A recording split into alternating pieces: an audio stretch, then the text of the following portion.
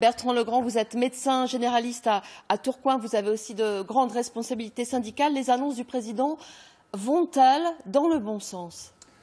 Alors, les annonces du président nous donnent beaucoup de hauteur de vue et c'est vrai que sur la ligne, les droits et les devoirs, très clairement, c'est la ligne que nous avions prônée à la SSMF. Nous savons que les médecins doivent retrouver un certain nombre de droits.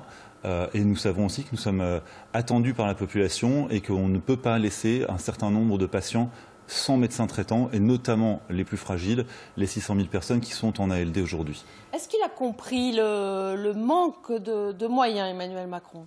Je pense qu'il a compris le manque de moyens et je pense qu'il a aussi compris le besoin de reconnaissance des médecins parce qu'en réalité, derrière les revendications salariales, il y a aussi la véritable place du médecin et l'impression qu'on grignote à chaque fois son métier, soi-disant pour le décharger de tâches et au final pour réduire son importance. Vous savez, quand on entendait chez votre consoeur, il y a une vraie souffrance. Exactement. En fait, les médecins souffrent et c'est exactement ça. C'est-à-dire que dans un tout petit acte, une toute petite chose, une petite angine, c'est à ce moment-là qu'on noue le lien avec le patient. Nous supprimer le moment où on va faire un acte facile, c'est nous supprimer le lien avec le patient. Quand le chef de l'État évoque, je le cite, l'hyper-rigidité des 35 heures, vous comprenez quoi ? Qu'il dit aux soignants, vous devez travailler plus ? C'est ça le message qui a été envoyé cet après-midi ? Je pense qu'il s'adresse essentiellement à l'hôpital et à la désorganisation totale qu'ont mis les 35 heures avec des bourses aux heures sup qui de toute façon ne sont pas payées. Et je pense à mes confrères hospitaliers qui accumulent des heures les unes après les autres sans jamais imaginer de payer. Même pendant la crise du Covid, ils n'ont jamais été payés de leurs heures supplémentaires. Donc c'est vraiment honteux de la part de l'hôpital. C'était une erreur les 35 heures. Les 35 heures, oui, ok, mais à ce moment-là, il faut payer les heures sup, parce que de toute façon, on ne fera pas sans heures sup.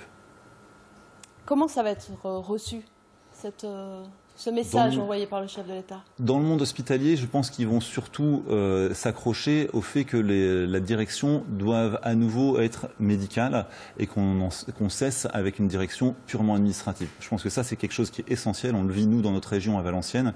Ça a changé complètement la donne. Le prendre pour un modèle français, c'est très bien. S'il y avait une mesure à demander, en urgence aujourd'hui, ça serait laquelle? On évoquait l'hôpital, ce serait la réouverture des lits? L'hôpital, c'est surtout l'intrication entre la ville et l'hôpital qui est importante. C'est-à-dire qu'aujourd'hui, la relation ville-hôpital est très côte à côte, mais on se parle très peu en réalité, et on a besoin de coopération. Et s'il y a une mesure qui est essentielle, c'est la seule mesure qui est marché, c'est la mise en place des assistants, parce que les assistants font gagner énormément de temps médicaux. Il faut maintenant supprimer les rigidités à la mise en place. Une dernière question, cette réorganisation d'ici le mois de juin, ce calendrier, ça vous paraît possible, ça vous paraît jouable ? Oui, ça me paraît possible et je pense que ça correspond parfaitement à la proposition qu'on avait faite de faire une consultation de prise en charge d'un nouveau patient à 150 €, ce qui permettra de libérer les énergies des médecins de manière à pouvoir, une bonne fois pour toutes, purger ces patients qui n'ont pas de médecin traitant. Il faut mettre le paquet là-dessus pour régler le problème. Très rapidement, on en a les moyens. On a 49 000 médecins qui sont prêts à prendre des patients supplémentaires. Merci beaucoup Bertrand Legrand d'avoir répondu à nos questions.